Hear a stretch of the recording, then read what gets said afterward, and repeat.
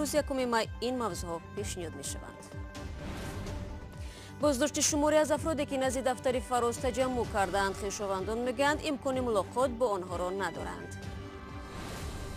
دهها کودک توجیک را از عراق به دوشنبه آوردند. مقامات تاجیکستان گفتند دولت آنها را به تحصیل و تربیت فرا میگیرد. برای با جامعه وارد نمودن این کودکان، عافیت بخشی و توان بخشی این کودکان، تحصیل و دیگر عملی شدن دیگر حقوقهای این کودکان البته تدبیرهای ضروری اندیشیده میشه. آیا قانون به منصبداران دخل ندارد؟ سابق مقامدار روسیه که 2 مهاجر تاجیک را با ماشینش پخش کرد به جزا مانده و نسبت مجروحان بی‌پروا است. همه اشتباه ها را گشتند اما برادرم را نیافتند. بعدا برادرم دولتزاده عالم به هوش آمده از رقم نفر دیگر زنگ زد و گفت که در بیمارخانه نگیز است. امروز در سراسر جهان همچون روزی زحمتکشان تجلیل می شود و در اکثر کشورها مردم استراحت می کنند، اما در تاجیکستان در برابر آنکه روز کاری است، شماری از زحمتکشان که 2 روز پیش در نزد شرکت فراز جمع آمده بودند بازداشت شدند. پیوندان این افراد میگویند اجازه دیدار با آنها را ندارند. در عین زمان مقامات انتظامی قضیه بازداشت را توضیح نمیدهند. میرزا نبی خالقزاد با تفصیلات بیشتر. حدود 15 نفر از کارمندان میدانهای کشت شیره کمال که با شرکت معروف فراز همکاری دارند، پس از تجمع در نزد این شرکت روز 29 اپریل از طرف کارمندان ملیسه های ناحیه‌های دنغره، شهر دوشنبه و شهر ترسونزاده بازداشت شدند و طی 3 روز می شود که در بازداشتگاه این ناحیه‌ها نگهداری می شوند. رضوان سالیف، یکی از نفری که پدرش در بازداشتگاه است، میگوید که طی 3 روز میشه که نمیتوند از حال پدرش آگاه شود. وی میگوید که طی این چند روز تنها توانسته است که غذا بیارد و وارد کند، ولی با آنها میگن که ما اصلا هیچ چیز نمیدانیم و آنها را اجازه وارد شدن نمیمونند. در نسبت این بازداشت شده ها در ناحیه دنغره که پس از یک شبانه روز آزاد شدند و هم در نسبت بازداشت شده هایی که در ریاست کارهای داخلی شهر دوشنبه نگهداری میشن و هم در شهر ترسونزاده با ماده 479 کودکس مأموری تاجیکستان، یعنی اطاعت نکردن به امر کارمند ملیسه، اعلان کردند و مجازات اون هم 3 نشان دهنده، یعنی برابر به 150 سامانی بوده و یا اینکه 15 شبانه روز نگاه داشتن در بازداشتگاه موقتی می باشد. باید گفت که در این تجمعی که روز 29 کارمندان میدانهای کشتی شیره کمال جمع آمده بودند، تنها میخواستند که مسئله حق الزحمه اونها و هم یعنی که گفته می شود مزد کاری اونها حل و فصل شود، زیرا آنها در برابر آنکه با 2 شرکت افغانی قرارداد دارند، همچنین با شرکت معروف فراز نیز سازشنامه به امضا دارند و در عوض این حق الزحمه خود را دریافت میکنند. اما طبع کارگران این میدانهای کشت شیره کمال میگویند مشکل اصلی آنها با شرکت فراز نبوده، بلکه آنها میخوان که از طرف 2 شرکت افغانی که در نسبت اینها اندک سرد مناسبت میکند این مسئله را در میان گذارند، زیرا 2 شرکت افغانی برای یک شهروند افغان که حدودی 4000 نفر در میدانهای کشت تاجیکستان کار میکنند برای یک سال 5000 یا 6000 دلار پرداخت میکنند، ولی برای شهروندان تاجیکستان به این اندازه یعنی که حق گذاری نمی شود و محض این چیز آنها را به پای بینای شرکت معروف فراز کشانید و تا حال حاضر آنها پاسخ دریافت نکردند و تصمیم دارند که به عنوان پرزیدنت تاجیکستان و هم به عنوان رئیس دستگاه پرزیدنت تاجیکستان آزاد رحمان نامه پیشنهاد کنند و درخواست کنند که یک کمیسیون خاص تأسیس داده شود تا اینکه این مسئله را از زیر بنای آن تا به وضع حال حاضر بررسی کنند و نتیجه گیری کنند تا اینکه به این مشکل که این بار اول نیست پایان داده شود. در حال حاضر در تاجیکستان در 11 ناحیه میدانهای کشت شیره کمال وجود دارد که در 6 تای این میدان حدود 5-6 هزار افغان ها کار میکنند و در 3-4 تایان حدود تا 2000 نفر شهروندان تاجیکستان زندگیشون از حساب یعنی مزد کارشون پیش میبرند. همه آنها منتظر هستند که هر چه زودتر به این مشکلات پایان داده شود تا اینکه آنها کارشون به نظم و به ترتیب پیش برند. آنها میگن که از روسیه رفتن دست کشیدن و به امیدی در کار کار کردن در همین میدانهای کشتی شیره کمال هستند. شیره کمال یکی از رستنی‌های پربها و طبی به شمار می رود که طی چند سال است که در تاجیکستان پرورش کرده می شود. برنامه را ادامه میدیم. بعد مذاکرات تقریبا یک ساله مقامات توجیک شومی دیروز دهها کودک و نورسی توجیک را از عراق به وطن آوردند. فرزندان جنگجوی توجیک برخیشان در سوریه و عراق به دنیا آمدند از 1 تا 18 سال دورند. آنها را تا دوشنبه هیئتی عبارت از دیپلمات‌های سفارت تاجیکستان و هم نمایندگان سازمان‌های جمعیتی عراق همراهی نمودند. خبرنگاران رادیوی آزادی نیز دیروز در قطار پیشوازگیرندگان در فرودگاه بین‌المللی قرار داشتند. 30 اپریل 84 کودک و نورسی تاجیک توسط پرواز چارتری هواپیمای شرکت عراقی فلای ایربیل از بغداد به دوشنبه انتقال یافتند. در فرودگاه پایتخت تاجیکستان کودکان را هیئت حکومتی و نزدیکان پیشواز گرفتند. چندی از این کودکان سالهای گذشته همراه والدانشان به محل جنگ در عراق و سوریه رفته، دیگران در آنجا به دنیا آمدند. بعد از ملاقات کوتاه همشیره‌های طبی کودکان را با خود بردند.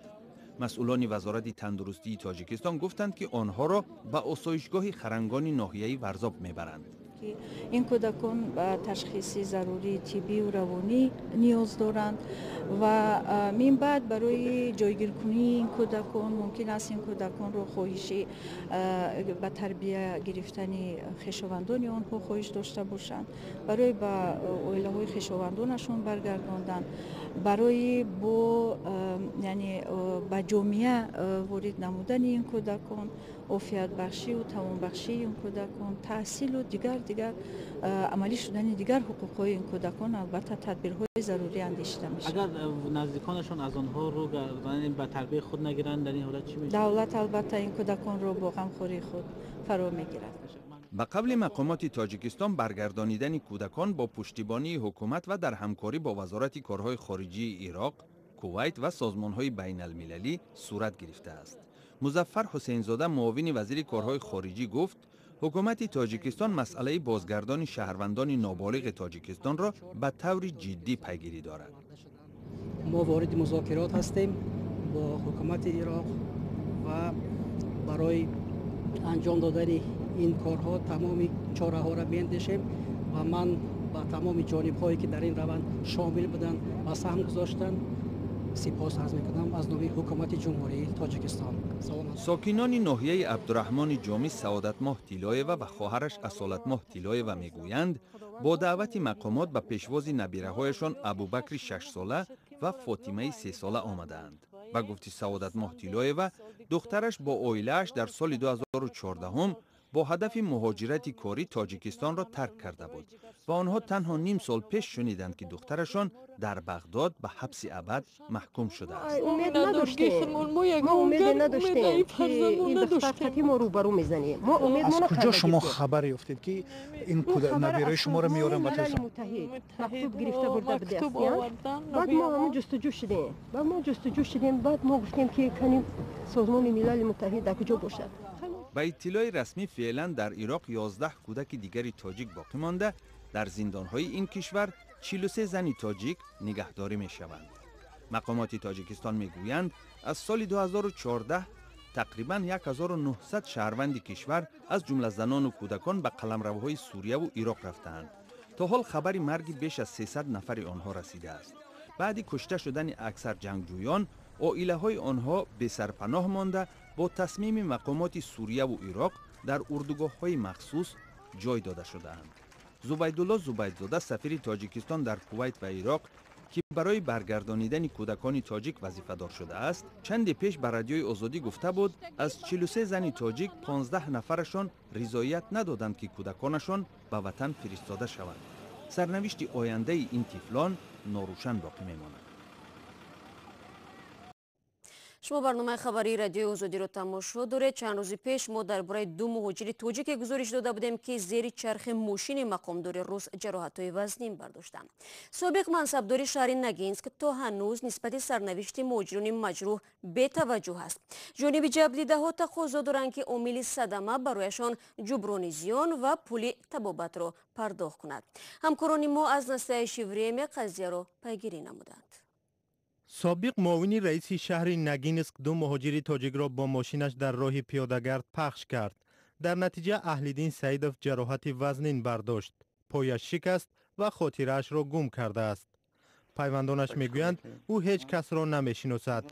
چند روز پیش اهلیدین را نزدیکانش به تاجیکستان بردند. وقتی مهاجر دیگر عالم دولتزاده کمی بلندی کرد. او همه چیز را در یاد دارد. اما استخوان کاسه‌اش از 3 جا شکسته و تمام بدنش سیاه و کبود است.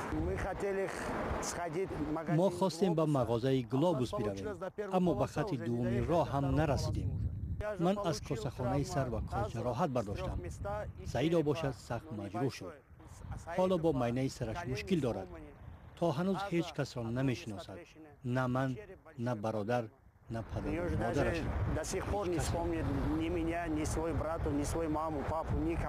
یوری لواخین منصبداری که سری چنبر ماشین بود و عامل صدمه شد به تقدیر مهاجران مجروح شده اصلا توجه نکرده، حتی با آنها تماس نگرفت و پیشنهاد کمک نیز نکرد. هرچند از این صدمه 2 ماه سپری شد، اما این مهاجران بجز از کپات ماشینی همکنون تاجر لواخین چیزی دیگری را ندیدند. جبردیده ها درباره عامل صدمه تنها از اینترنت میدانند. ما تلاش کردیم سبب بی‌تفاوتی سابق منصبدار را معین نماییم، اما او با وعده آنکه خودش دیرتر تماس میگیرد دیگر گوشی را نبرداشت.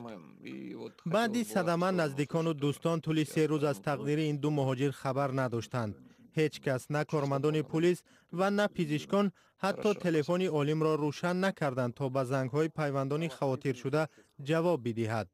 البته آنها وظیفه‌دار نیستند، اما از روی انسانیت میشد این کار را کرد. به هر حال پزشکان رسالت خود را انجام دادند و نگذاشتند که مهاجران هلاک شوند. من 3 روز در تمام مسکو جستجو کردم. در آن روزها رید تفتیش حجت ها بود. من فکر کردم شاید در شعبه میلیسا باشد. همه شعبه ها را گشتم اما برادرم را نیافتم. بعدا برادرم دولتزاده عالم به هوش آمده از رقم نفر دیگر زنگ زد و گفت که در بیمارخانه نگینسک هستند. هرچند از این صدمه زیاده از 1 ماه گذشت، ولی تا به حال در نسبت گناهکاری صدمه پرونده جنایتی باز نشد. از بیم آنکه این حادثه به باد فراموشی سپاریده می شود، حقوق شناسان توجه جامعه را با آن جلب نمودند. خود مهاجران و وکیل دفاعی آنها مقصد مجازات نمودن راننده را ندارند. همه آنها میفهمند که این حادثه یک تصادف بود، ولی آنها برینند که صاحبکار باید پرره جبران زیانی را که قانون معین کرده است به جبردیده ها پرداخت نماید. من با یک مسئولیت تام از نام زیرحمایی خودم دولتزاده و سعیدов و از نام خویشاوندان آنها اظهار می‌دارم که ما هیچ بدی نمی‌خواهیم. ما می‌فهمیم که این حادثه می‌توانست با هر یک راننده رخ بدهد، اما در عین زمان ما خواستار ظاهر نمودن توجه از جانب او هستیم تا اینکه در دایره ملاقات موضوع پرداخت جبران و احتمال سازش طرفین بررسی شود. بعد صدمه اهلیدین از درد طاقت فرسای زانو زیاد اذیت کشید. پزشکان نخواستند که رایگان جراحی نمایند. بعد از آنکه قضیه رسانه‌ای شد، به صورت حساب بیمارستان برای انجام جراحی مبلغ ارسال شد. ظاهراً این مبلغ را لواخین گذرانده است، ولی جبردیده ها میگویند این تنها قطره از بحر است. آنها امیدوارند که منصبدار سابق در نهایت خراجات طبابت را میپردازد. و بهادر عثمانов ورزشکار توجیک در مسابقات قهرمانی بوکس آسیا برای اولین بار به عنوان قهرمانی دست یافت. در این سبقت که از 20 تا 26 اپریل در شهر بانکوک تایلند برگزار شد، بهادر عثمانov با مدال طلا سرفراز گشت. ضمناً بهادر عثمانov که تحت رهبری مربی ورزیده میرزا شمسیف تمرین میکند، در تاریخ بوکس توجیک 4مین مرزن است که به گرفتن عنوان قهرمانی آسیا مشرف شده است. میرزا شمسیف در صحبت با رادیو آزادی گفت برای فرستادن بهادر عثمانov 12,000 سومانی قرض کرد است. او امیدوار است که کمیته کار جوانان و ورزش تاجیکستان این مبلغ را برایش برمیگرداند. بینندگان عزیز، با این مطلب برنامه امروز را انجام میدیم. شما تا نشر نوبتی برنامه خبری امکان دارید فردا صبح بر وقت نوید بامدادی را تماشا کنید. در این برابر آزادی ویدیو کانال ما در یوتیوب نوارها و گزارش‌های جالب را پیشنهاد شما خواهد کرد. وبسایت رادیو آزادی www.azadi.org نیز در خدمت شماست. تا دیدار بعدی، خدا نگهدار هر یک شما عزیزان باشد.